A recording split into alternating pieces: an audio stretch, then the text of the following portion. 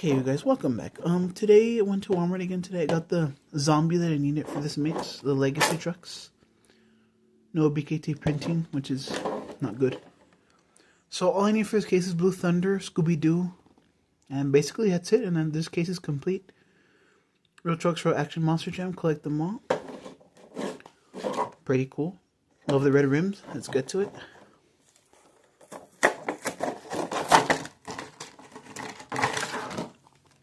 Okay, here it is, guys. Zombie, nice. Okay. Put the arms up because they're rubbery, of course. There's a zombie. Dark red rims and beadlocks. There's a zombie face. The brain and the hair, pretty cool. The teeth. Pretty awesome. Zombie Monster Jam logo and has a texture still. Of course, a texture of the suit back here too. ZombieMonsterJam.com. Black Roll Cage, Great Chassis, BKT tires. So that's all I got today, guys. That's all I found. I just need those two, like I said. Like, subscribe, comment, share, guys. More videos coming soon. Peace out. Hope you enjoyed it.